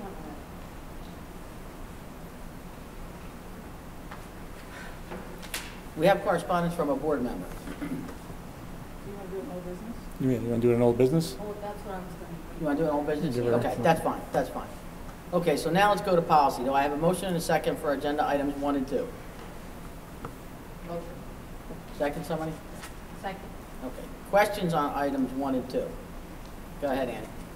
When did the policy committee meet to investigate or discuss either of these policies? Specifically, the second one, policy 9113? We have met through email. If you give me about 5 minutes, I can go back and see when we've corresponded. We've done that way for quite a bit of time. We do it through email. We did this, it was Prior to you. right before we filled the vacancy and then Marion appointed you. Okay, 3 months I haven't received one email about a policy or a policy discussion. This was on the agenda before this, so it was discussed in policy prior to you being assigned on the policy Okay, committee. but in 3 months, so I should assume that we aren't developing any new policies? or Nope, writing these any are the new only two we policies have on right here. now? We As wait you until can we see, get an there's only update from two. school boards. When the school board's update comes out, that's when we move the policies along. So there's been none. So when is the last time the policy committee actually met and discussed anything? When they What date, discussed, why It's was probably it- about 8 weeks ago. I was on the board 8 weeks ago. When were you I was on the appointed? policy committee 8 weeks ago. How come I wasn't in that meeting? you weren't assigned to the policy yet. I was assigned to the policy committee. I can tell you the exact date. I mean, I don't know what else to say, Andy. You got the policies at last meeting. Worst case, you're new to the board, you were missed on. But I do have a voice. You do. I'm not saying you don't have a voice. What I'm saying is you were just new to the board, and apparently you were missed on the email for the policy committee. I'm sure that Brian, as chair, who is listening, will not miss you again. These are the only two policies we've discussed in the last 3 months, so you've missed nothing else. Last time I have something with the policies was back in October. Back in October. So there's your answer. So we changed policy 9113 after or before the October meeting. We have not changed the policy. We're on We the set it second out for reading. The first second reading is the change. First reading was in November. We discussed it before that meeting through email. It goes on for first reading, so that way everybody has a chance to see it, can ask questions about it. It goes on for second reading. There's opportunity for other questions, and if there's no objections, we adopt it as of tonight. So I guess when does the policy committee actually meet? to discuss When there's it? a need to, when there's a policy update from school boards.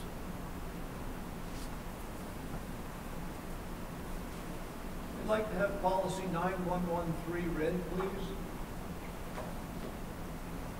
Red? Yes. Give me a second, Mr. Blum, I'll pull it up and read it. I have it here. Do you have it? I don't have it printed out. I have it printed out somewhere because I have questions on it.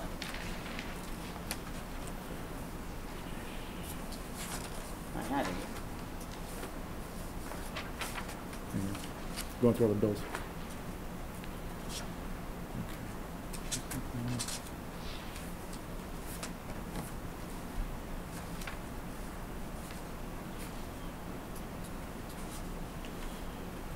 Yeah, I don't have, it's not in this agenda. I have it right here. Okay, good. You want me to read this, Bob? Yes, please. Okay.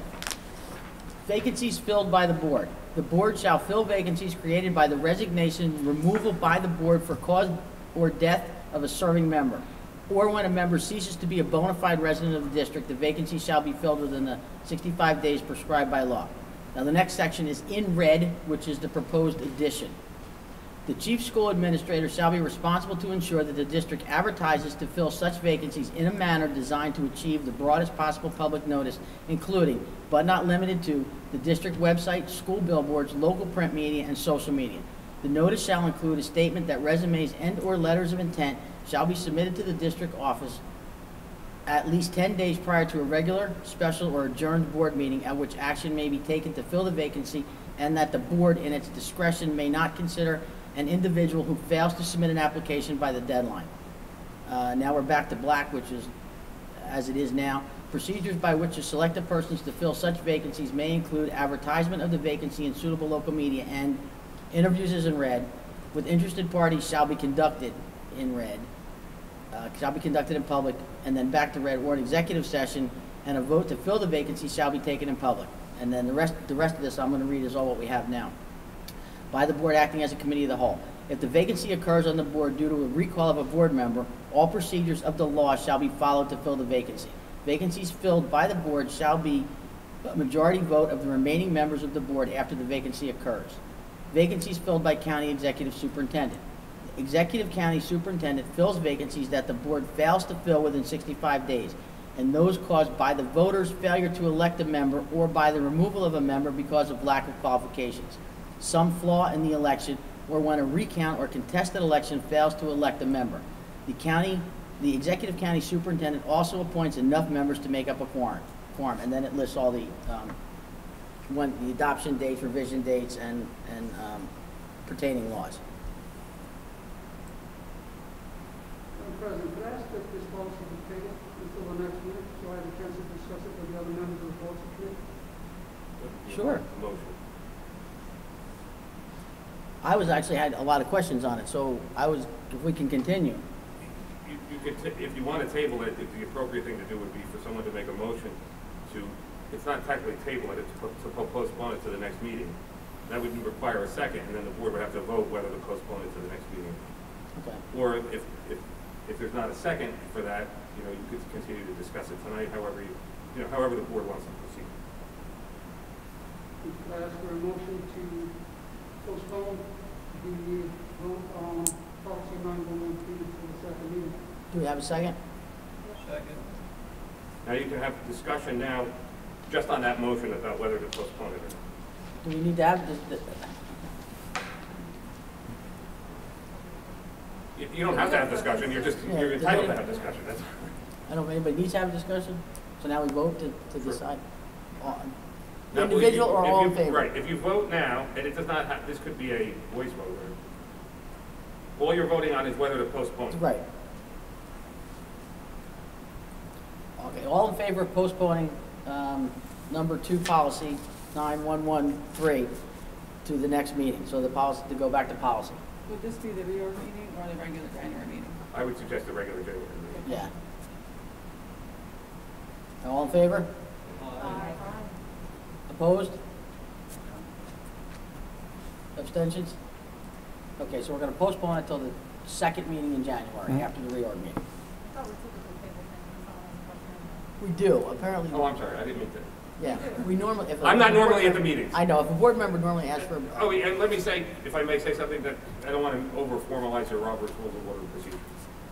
If a member requests it to be tabled, if the whole group is willing to go along with that, it's sort of like doing it by acclamation.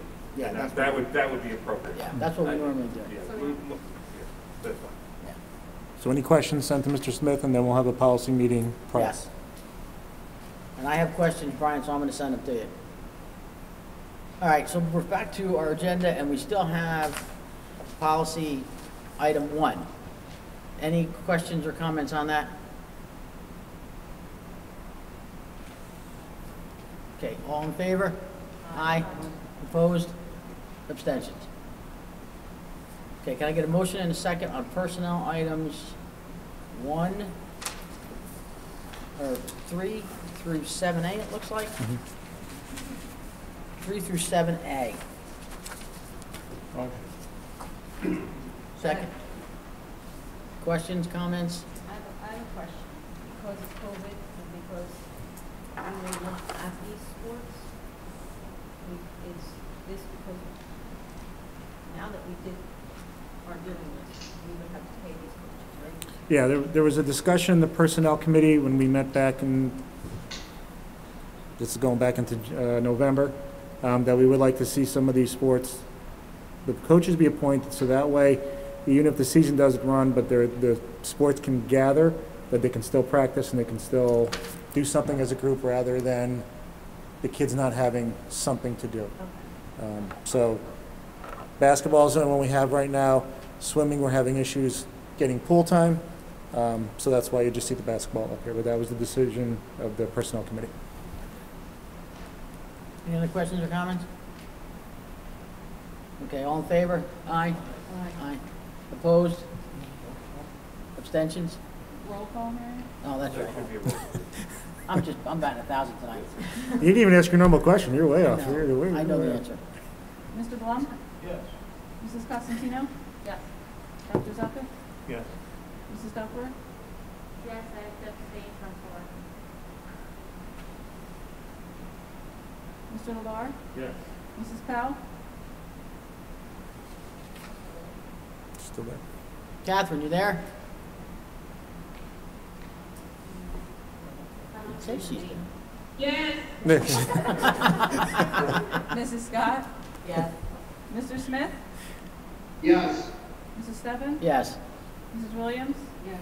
Mr. White? Okay. Can I get a motion? I had to mute you guys from all that yelling. Can I get a motion and a second for education items 8 through 11A. We have an add-on for student teacher. So it's 8 through 11A. Motion? Motion. Second? Second. Questions or comments? Just a comment, I think I've kind of beat the calendar discussion to death a little bit. I've kind of had it in a few different spots, but just to make sure everybody understands what we're doing is extending the break. For the first 3 days, the Monday, Tuesday, Wednesday would still be days off. We'll return virtually Thursday, Friday, which is the 7th and the 8th, with the intention of having the students back in the building on January the 11th. We have discussed, and we will make a final determination in the middle of next week, of bringing back pre-K through 3 as a soft reopening to get those students back in since they are in self-contained classrooms. I just want to always put out there, we are still waiting as in a weekly update from the health department. We are currently in orange. That is our plan. If we are in the orange phase, if we go to the red phase, we have to be all virtual. Any other questions or comments? All in favor? Aye. Opposed? Abstentions? I abstain on number 11.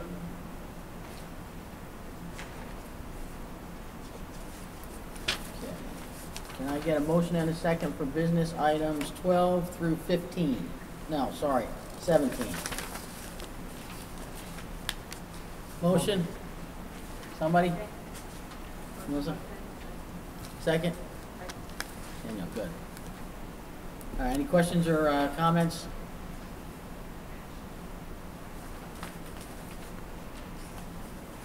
Okay, all in favor? Aye. Opposed? Abstentions? I abstain on 15 and 16.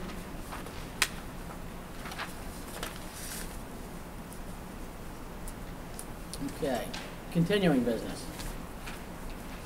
That's me.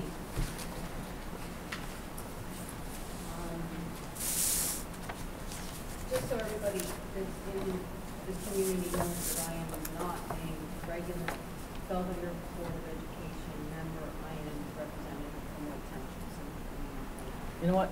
Can we give Conley a microphone so everybody can hear? Yeah. They're not gonna be able to hear you, Conley. I just wanna make sure that everybody can hear you.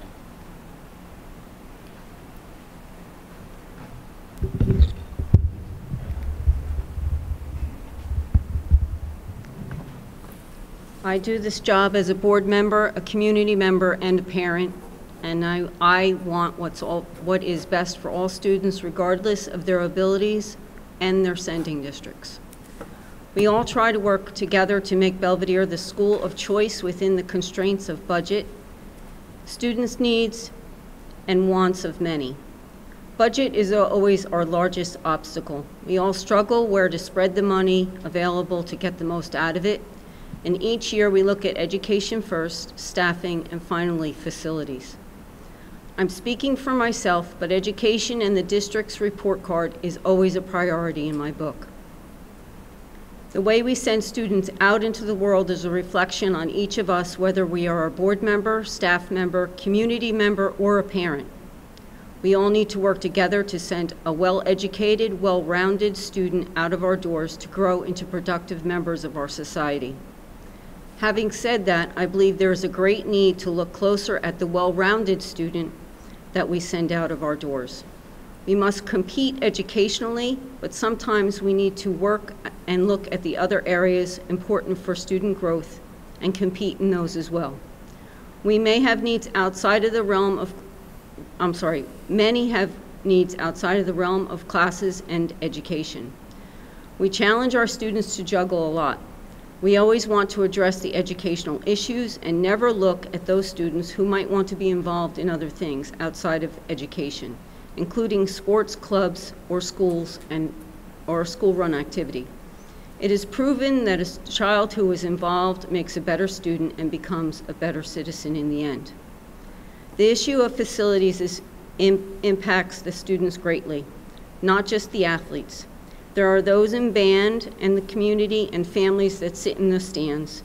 Imagine sitting in a stand when we could do that and hearing visiting spectators talking about our facilities and how horrible they are and the things that they lack. Imagine being the band member who was out there trying to march across the field, twisted an ankle, and ended up with a concussion because they fell, and therefore were not able to compete in the band. Imagine being the athlete who practices all season on a poorly manicured grass field and not being able to compete on turf the way other athletes can because you have not played on turf since the last time you were at a competitor's field. Imagine being the track and field athlete who can't sponsor anything at their own field and must travel at all times to go to compete. This is an important decision we're looking at with the long-range plan, and we need to invest in a major overhaul of our facilities, and we all need to look at this as an investment and not a fiscal burden. Just fixing the existing fields is like throwing gold coins in the bottom of the ocean. Why throw money away? Why not invest in a facility that would give us a multi-playing surface for many teams to use and compete on? Each year, we have students that show up in their preseason and practice to become the best athletes on probably the worst fields out there. These students have waited years for improvements. They are promised each year that we will investigate it, but it never gets done. Something more important comes up and the money is used elsewhere. I feel it's time to cease this endless cycle, and we need to make Belvidere schools a place where students want to be and represent. We are the ones holding this back. The athletes continue to come. The community sees our need. The students want this, and we need to see the same thing. Thank you.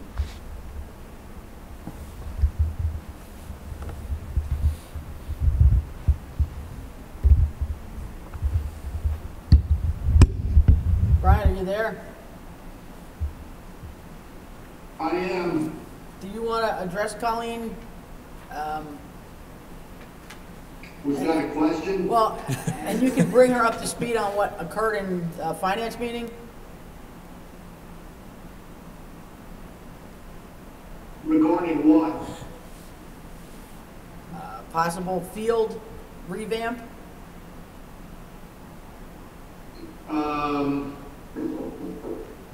The consensus was that it's a subject for the full board to discuss.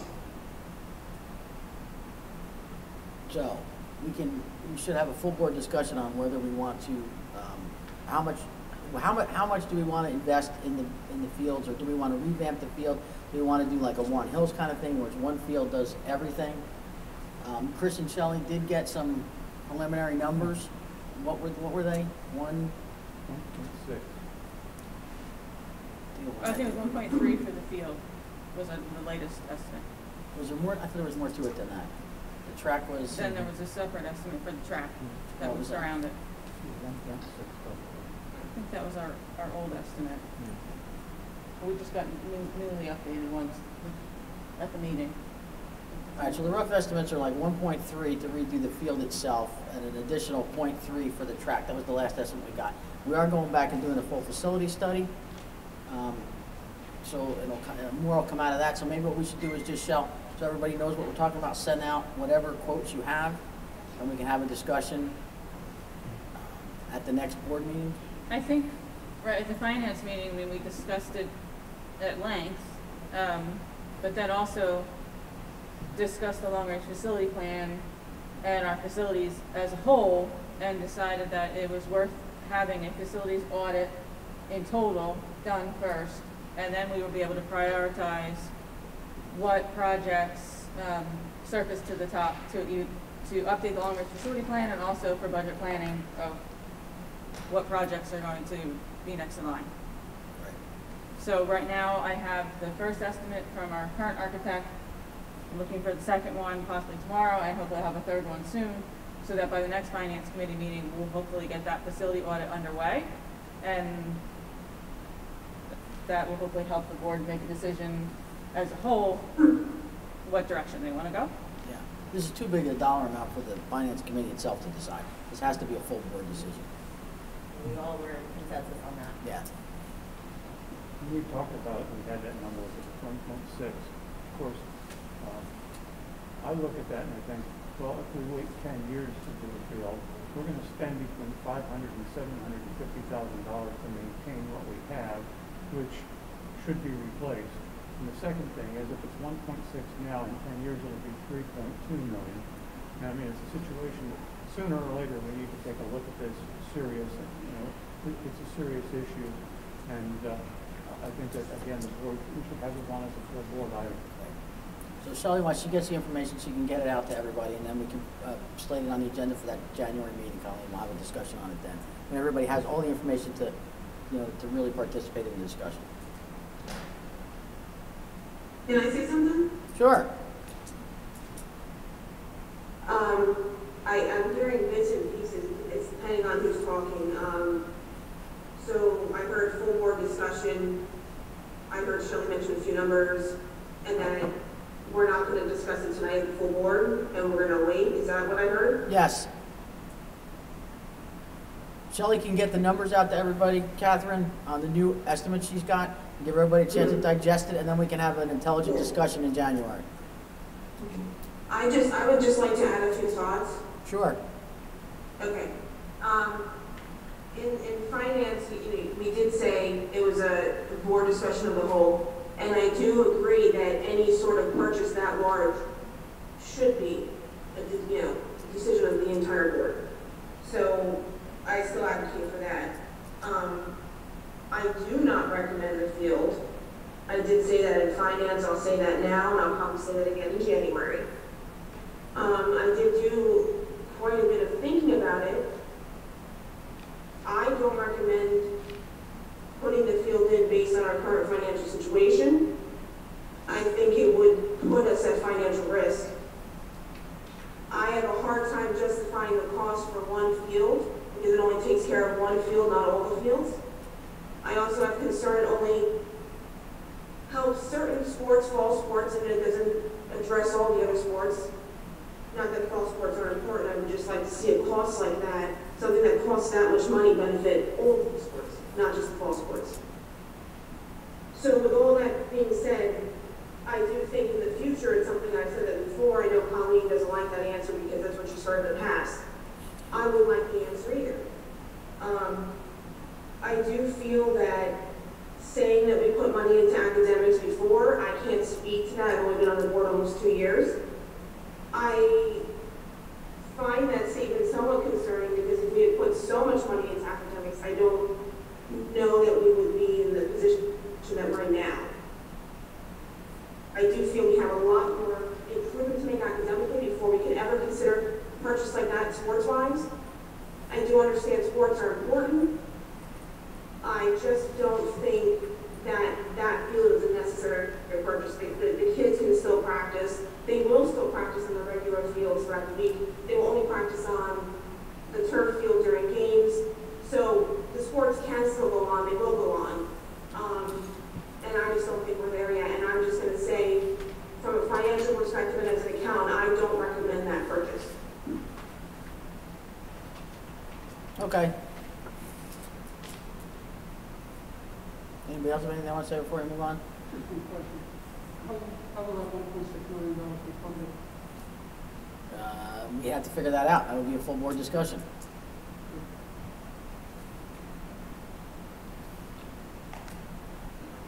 Any other continuing business? Yes, Marianne. Chris, you had said that you would look into the weight room. Mm-hmm. Yeah, so the answer is we've got nothing from St. Luke's on that. Mr. Bartow said he has reached out multiple times and really gotten, I'll say, not a positive response. So it'll be something we'll have to address when we look at their contract again. Yeah. Second thing that I had was we had talked about in one of the committee meetings about grants and about the educational foundation and getting grants. And then we've had people who have taken training and grants. Mm-hmm. Should we apply for any grants over the past year? We have not applied for any grants over the past year. What was the question? Had we applied for any grants over the last year? We have not.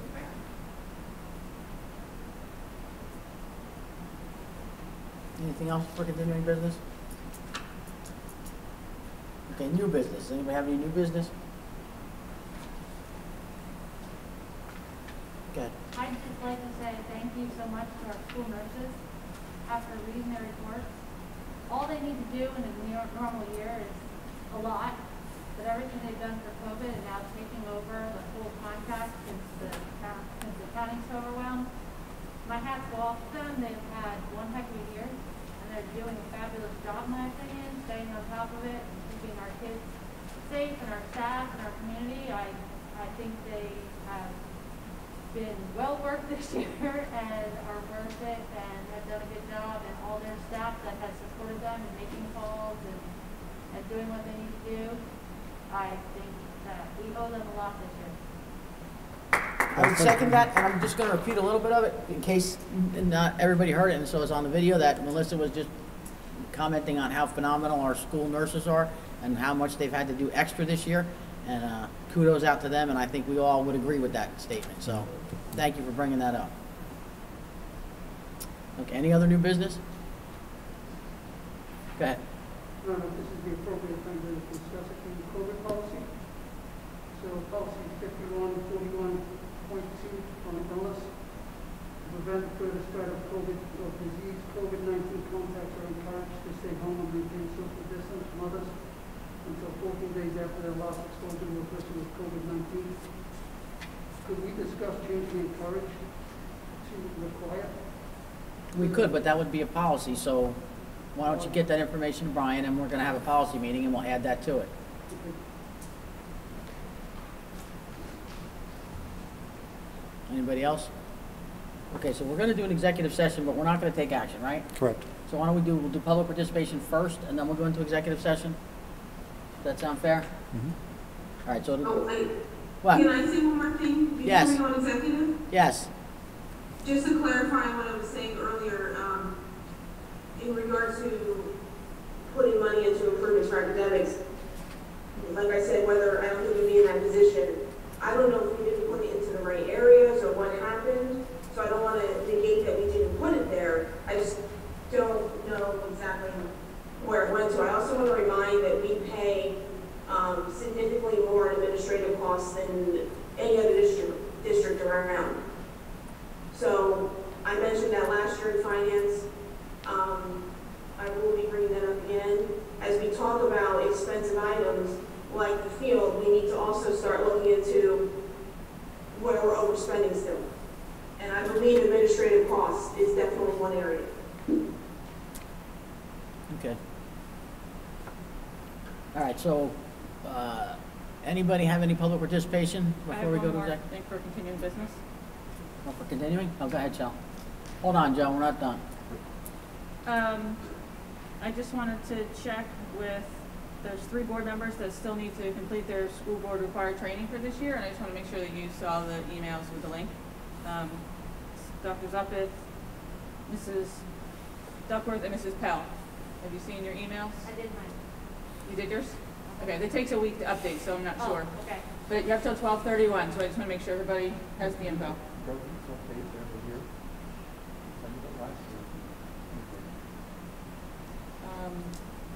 Double check. Catherine, did you hear that? No, I didn't. Did you get an email that you have to complete some training by December 31st? Oh, to complete something by December 31st? Yes. Yes, I think I saw that. Okay, Shelley's just reminding you have it out there. Okay, I can't hear her from all the way over. I know, that's why I said it. Thanks. That was it. Okay. All right, so now, does anybody have any public participation?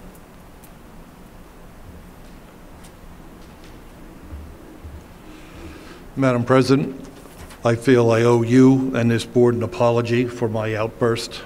It was very disrespectful. I apologize for that. I should know better than that, without a doubt. I personally apologize to our rep from White and from Harmony. It was unnecessary, so I apologize for that. I get very defensive when someone's attacking me without facts and knowledge. It's a very hard thing to step away from.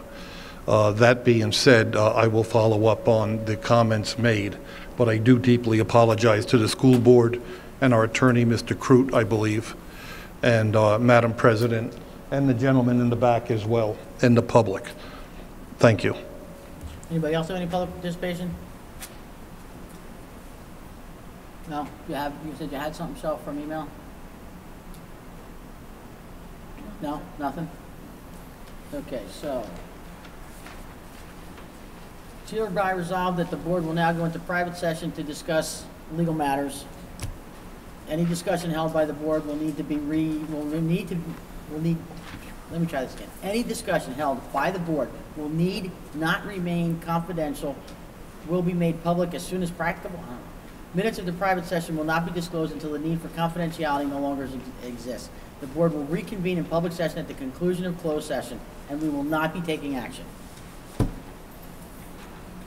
I sent out a separate link, Mr. Smith and Mrs. Pell, for the executive session. Thank you. Thanks. Motion? Motion? Second? All in favor? Aye. Opposed? Abstentions? Okay.